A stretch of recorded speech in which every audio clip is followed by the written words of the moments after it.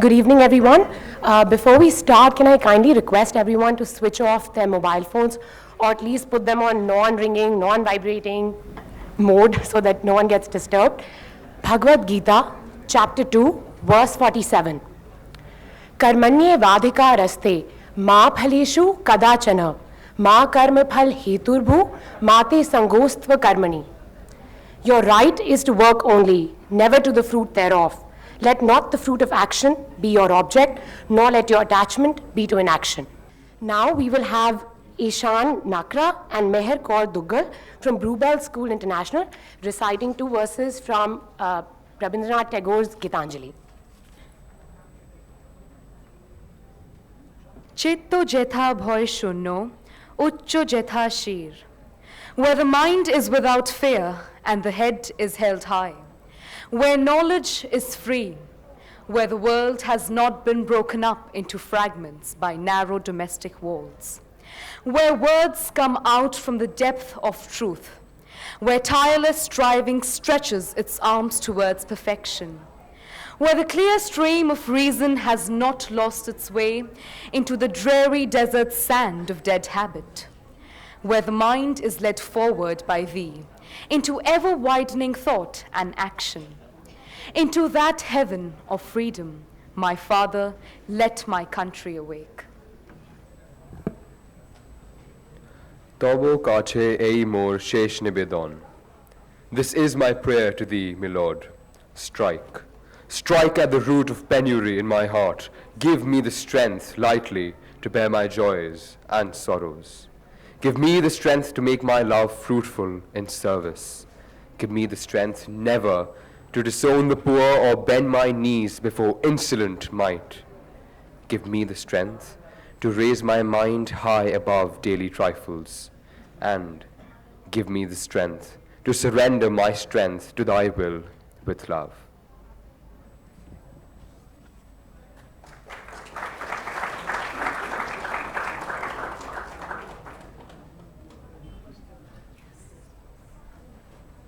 Now I would like to request members of the Borker family to present the dignitaries with Angavastrams.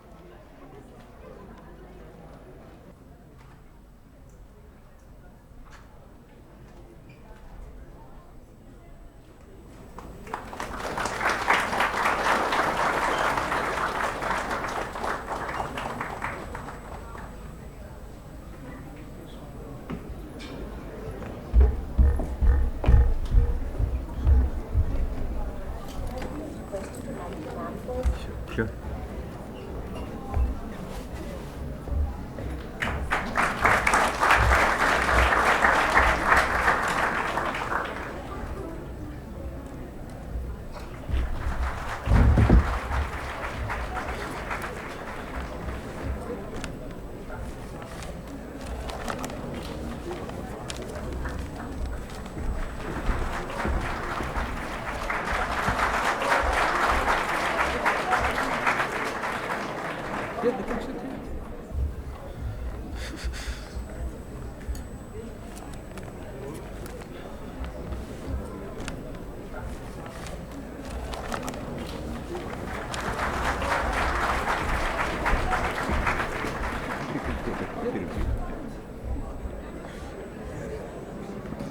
Thank you. Thank you all. Thanks to Suhas. Thanks to the family. And it's a great privilege for me to perform the introductory rituals for this lecture. Let me begin with just a few words about the person who we are honoring today. Dwarkanath Sadashiv Borker, or Nath as he was known to friends, was born in 1911 in Bombay, as it was then. He had his early education in the city and completed his studies in England. At India's independence, he began his career in the civil service as secretary to Narhar Vishnu Gadgil, who was a minister in the first cabinet. There are incidents pertaining to his actions during the partition that bear mention, particularly how he intervened personally to ensure the safety and security of individuals threatened by the mob violence of the time. Among Borker's most passionate commitments, which merits a special mentioned today, since we are just coming out of the 2-week-long fiesta of sports called the Olympics, was physical education. He published a book as far back as 1940 on the theme. George Allen and Unwin in London were the publishers, and Suhas Borker, who's here with us, tells me that the family recently located a copy in the rare books section of the Bodleian Library of Oxford University. The book was a blueprint for a fitter nation, which involved, among other things, the creation of play streets closed to vehicular traffic at particular times of the day. The Times of India in May 1940 wrote an editorial appreciating the proposal, and this is information that I've got from Suhas, but it is a curiosity that this recapture of the streets has become a popular cause for corporate sponsorship today, long after the damage has been done from their advocacy of the colonization of public spaces by the private vehicle. And the very same Times of India is, of course, one of the active sponsors of that recapture of the streets. In the more affluent areas, where keeping the car in the garage is a luxury in itself. D.S. Borker was India's first delegate to the World Congress of Physical Education held in Stockholm in November 1939. As a civil servant, he worked in the Planning Commission as well as public sector enterprises such as Hindustan Steel, the State Trading Corporation, Fertilizers Corporations, and Engineers India Limited. Year after year, the Borker Memorial Lecture Series harvests a range of opinions from our most eminent thinkers and public figures on how India would be in 2047. This is part forecast and part wish fulfillment. Obviously, that's a broad enough rubric for speakers to choose from a wide range of issues thrown up from our early years as a nation and our subsequent career as a democratic republic, and to cast eyes forward to where we are likely to stand in relation to the promises we made to ourselves over the years. So there is room here for innovative ideas, forward-looking agendas, and often contrarian thoughts. D.S. Borker's two sons, Shekhar and Suhas, initiated this lecture series in 1999. Shekhar passed away last year. This is the second memorial lecture being held in his absence. In the 17 years since it began, this lecture series has come from halfway towards the centenary mark of Indian independence to well over 2/3. Forecasting the state of the nation in the centenary year should become less challenging as we approach that milestone. Except that this is not a linear process. It is not like proceeding in physical space and knowing for certain when one is going to reach and where one is going to reach. A society 31 years in the future involves not just an individual's imagination, but a mass of imaginations, the aspirations that they give shape to, and the actions that they prompt. What is it that distinguishes my imagination or anybody else's from fantasy? I think that even in imagining things far in the future, when we are unlikely to be alive, to be held to account for what we say, there is a certain responsibility involved.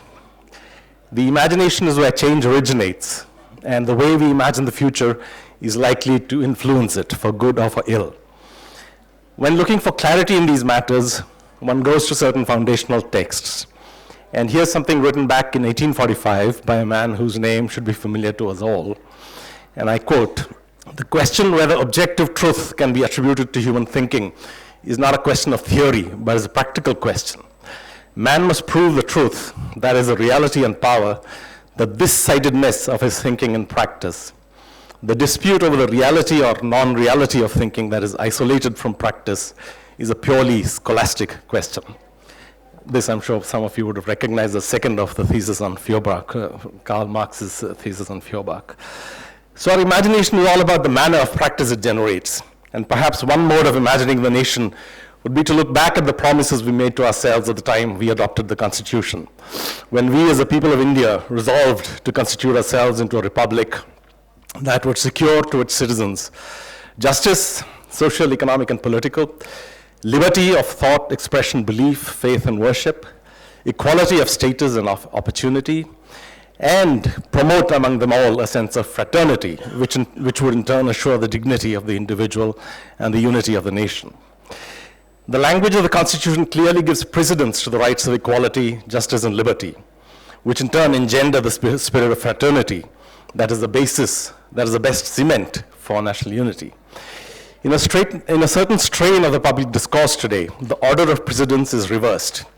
Unity and integrity are posited as the compelling need. the prior condition which could necessitate under certain circumstances the abridgment of the rights to equality, justice, and liberty. The spirit of fraternity itself is rapidly being diminished. Today we have an insistence by some that everybody who seeks to enjoy the liberties available under the Constitution must satisfy certain threshold requirements. Every citizen must swear obeisance to an ancient scripture which ostensibly defines our national identity, must pay allegiance to the nation as a mother, even in terms that may be inconsistent with the precepts of certain faiths, and accept the bovine species as somehow more privileged than the human. 2 days back, a movie actor from Karnataka had a criminal complaint of sedition filed against her for suggesting that our Western neighbor is not a hellhole of a country, but a regular place where the people are very much like us. We have uniquely among world constitutions one that imposes restraints on free speech in the interests of friendly relations with foreign states. But now the political diktat makes it almost an obligation of citizenship to promote hostile ties with one particular state. Let us take once again that resonant phrase from the preamble to our Constitution, "we the people," and refer once again to early literature on what makes a people a people. What is it that makes an arithmetical aggregation of individuals a people? How did the great Enlightenment political philosopher Rousseau answer that question? It was essential, he said, before considering the process by which a people choose their government, to examine that by which it has become a people. Between the hypothetical state of nature and its civic existence, the human species made the big transition from instinct to justice. A sense of morality lacking in nature became indispensable, and a well-ordered society would necessarily have to agree on a shared moral code for its sustenance. This notion of shared morality being necessary within the basic structure of a well-ordered society became an integral part of the philosopher John Rawls's celebrated theory of justice in the 20th century. This does not mean, of course, that we should all agree on everything. We can disagree on just about everything, but we need to agree on how we disagree. We gave ourselves a constitution and a law that was restrictive in some parts, but nonetheless fairly inclusive in terms of citizenship. Of late, we have had an effort to create a new threshold for citizenship rights. Are we going back on the promises we gave ourselves at the time we embarked upon our life as a republic? Scholarly commentary at the time of India's Golden Jubilee of independence tended to focus on the challenges that had been faced in establishing an egalitarian republican order on a substratum of gross social inequality, where hierarchical principles tended to dominate. The instrumentality of this egalitarian order was universal adult franchise and the assurance that political authority would seek electoral legitimacy every 5 years. And here's Sunil Khilnani in The Idea of India, published in the 50-year anniversary of our independence. And I quote, "The democratic idea has penetrated the Indian political imagination and has begun to corrode the authority of the social order and of a paternalist state. Democracy as a manner of seeing and acting upon the world is changing the relation of Indians to themselves."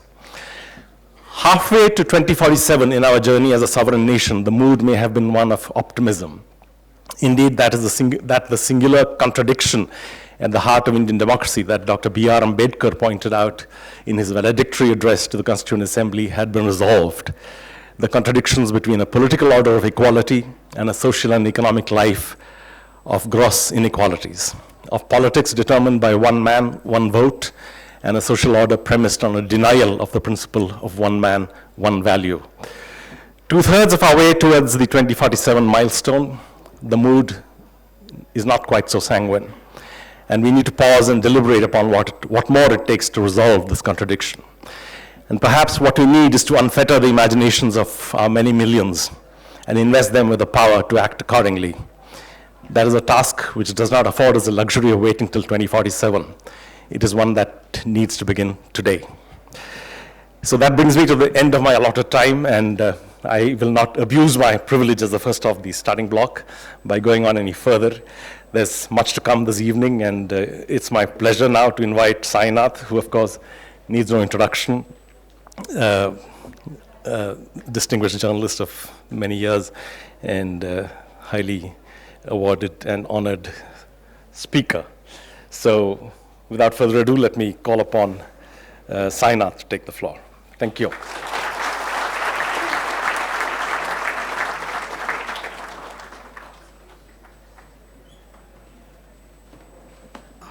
Thank you, Sukumar.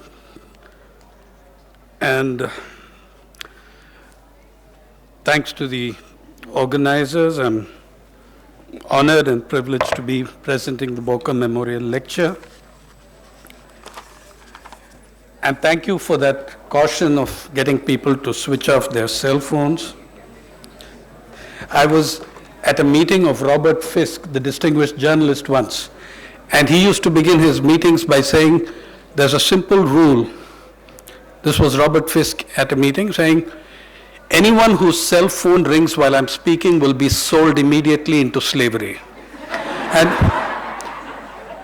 And on cue, a phone rang. And it was his own. Let me make sure that I do not suffer that humiliation. Okay. I suspect that, like several speakers in this series of lectures before me, I begin by whining about how alarming the word vision is. I certainly am scared of words like vision, and for that matter, I'm very scared of words like dignitary, Suhas. But, okay. However, the reason why it scares me, I don't know, it sounds very lofty and big, and also that I can't begin to remember how many people who have had visions have ceased to be my friends. And my own crude personal reaction to anyone sharing issues of vision with me is to suggest a visit to the ophthalmologist or shrink, who are competent to deal with that. But since Suhas has pinned me down to it, and I just have to now outline something along those lines, maybe the word I will use, because 2047 is not all that far off. Okay? Maybe the word I'll use is hope or vision, interchangeably, both. And I think what we can hope to see or envision for 2047, it could depend a lot on what we do in 2017. Yeah. So, in order to have a vision or hope of what should be, we need to have a completely unromanticized view of what is. A completely unromanticized view of where we are and what is. Then you can think about what should be and how we go about that. So, 2047 and 2017, that's one set of dates. I'll take you back to an extremely important date for someone like me, and I concur with their vision that led to 1947. So I think that the vision that led to 1947 remains only partially realized, not fulfilled, and extremely important. One of the things I do as a journalist, and have done for nearly 20 years now, is that I have been recording interviews with the last living freedom fighters. It is such a moving experience. It is such a... 2 weeks ago, I was at the village of Nana Patil, the first man to declare a provisional underground government under the British in Maharashtra. Nana Patil, 150 villages swore allegiance in Sangli and Satara to the Patri Sarkar. They used to nail their notices to the trees and the boards. Nana Patil was the leader of that uprising, and I went there for a function to commemorate his anniversary. And when I was there, I realized, apart from the mass of young students who crowded the hall, that there was 6, 7 people, very aged gentlemen sitting separately in one corner, and they turned out to be freedom fighters in their 90s who are still alive. Mahadev Mane. A whole heap of them. You know who these people were? There was also Bapu Lad a few villages away. All of them were part of what was known as the Tufan Sena, the whirlwind army that believed in direct action and took on British imperialism head on in an uprising that saw the farmers of Satara and Sangli and the western Maharashtra attack the trains. It's very hard looking at Bapu Lad today, the 95-year-old Bapu Lad, to imagine that he mounted a horse and stopped the Bombay Karad Express and looted the payroll meant for the British Sarkari officials, and this money was distributed to the starving peasantry and farm laborers in a period of drought and famine. In fact, years ago, when I met Bapu Lad, I received a prize in his name and asked him about the attack on the train. He said, हमने कुछ लूट नहीं किया, जो अंग्रेजी ने लूट के गया हमने वापस लाया. Yeah. Now, I interviewed Salihan in Odisha, the Adivasi woman who with 40 other women took on the troops in what came to be known as the Salihan uprising in Nawapada. Okay. I have interviewed some of the oldest Babas, the Gadri Babas in the early 90s who were still alive at the time. Okay. The last of them. There was something common to all of them, and all of them had a vision. Maybe their vision was different from one another also, but they had certain common things to their vision. What did you fight for? Of course, everyone said we fought to expel the alien ruler. You pressed the question, what did you fight for really? They fought for a just society. They fought for a nation based on justice. This is common across the freedom fighters. They fought for a just society. They fought for a good society. And yeah, they had a vision. And it was a vision very strongly tied to justice. And it is so important, as Sukumar mentioned, that your preamble puts justice so clearly at the top of what we have to do. So what do we have now? As I said, we need to have an unromanticized view of what we have today if we want to know what should be. At this moment we are celebrating, well, one is we have levels of inequality that are criminal. We have generated levels of criminality, of inequality that are criminal. And we are now celebrating the process by which that was achieved. 25 years. We are now celebrating the 25 years by which that process was achieved. And I'm reading all sorts of romantic, fanciful articles, including some which have discovered unknown virtues in my old, fellow Telugu P.V. Narasimha Rao, in whom all sorts of wonderful qualities have been discovered that I never knew he had, he never knew he had. But it happens when it did happen soon after he came to power. It did happen. And I was berated once by a leader from Maharashtra who was upset about being left out of the cabinet and wanted to get back into it. I had written what I honestly thought of P.V. Narasimha Rao. You don't want to know what I thought of P.V. Narasimha Rao. And on the steps of Parliament, I was berated by this big politician from Maharashtra who said, you have been so abusive towards Narsingh Rao ji. They couldn't even pronounce his name and say Narasimha Rao. Okay? Narsingh Rao, it sounded like some nursing home. Okay? And Narsingh Rao ji is such a wonderful, knowledgeable person. He speaks 9 languages. He is a great linguist and a unique intellectual. On that I agreed. He was a great, as I said to him, that I agree with you. He is a great linguist and a unique intellectual. Particularly unique because he's the only man I know who had nothing to say in 9 languages.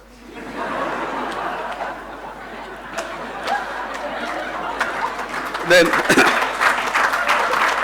now, the levels of inequality we generated mean, today if you look, there are 4-5 sets of data that you can look at. You can look at the NSS decile-wise wealth holding in India, total household wealth. You can look at the Forbes billionaires data. You can look at the Oxfam's analysis of Credit Suisse's World Wealth Report. You can look at Credit Suisse's World Wealth Report itself, and to save you the time, India figures on page 149. So you can look at the data given there. What does it show you that we have succeeded in doing? Between year 2000 and 2015, in those 16 years, India achieved this distinction of having the fastest growth of inequality of any major nation. There are nations more unequal than us, far more unequal than us, like South Africa. But the rate at which it grew, the rate at which that growth took place of inequality in the large nations, let me tell you, for instance, the United States, 1% of the top 1% own 53% of their wealth. 37% of their wealth. In India, that's 53%. In 2014, it was 49%. In 2015, it was 53%. Okay. The rate at which it grew was stunning over that 16 years, if you look. And we've also built new inequalities, reinforcing the old. There are many old inequalities like caste and untouchability and stuff, and we have built on those, we have deepened those, we have generated them further. I want to tell you that, because we are so cut off from our own society, because our media cocoon us from they're suddenly taken unawares and really don't know what to do when something like Una happens. Una is not, what is Una? It was a spectacular breakdown of a process that has been on and on and on for a very long time. It wasn't a one-off incident. It wasn't that this atrocity took place here. It was a breakdown of a absolutely unsustainable process of exploitation, of inequality.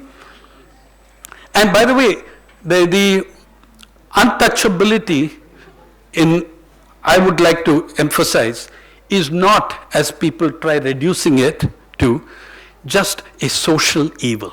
Untouchability is far more than a social evil. Untouchability is a highly sophisticated and effective strategy of ensuring ourselves a permanent and perpetual pool of cheap, demoralized labor. And that is what untouchability is about, beyond just being a social evil. Okay? It is a highly sophisticated strategy of ensuring a permanent and perpetual pool of cheap and demoralized labor. Of course, today, what do we have? We have Swachh Bharat. Yeah.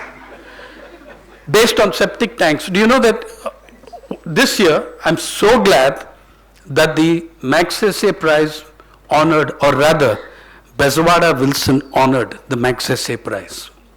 Okay?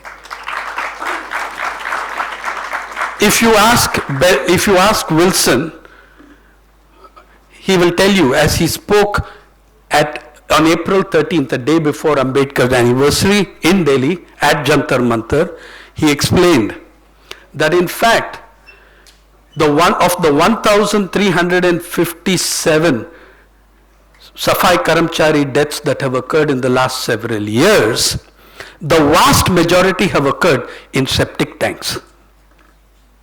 Okay? The vast, including last week I was speaking in Hyderabad, 4 of them died in a manhole. But the vast majority of the Safai Karamcharis, look at this, the most shameful practice of any country on earth. Okay? But the vast majority died in septic tanks, and you are having this gigantic project called Swachh Bharat built on septic tanks, where it's a major part of your strategy.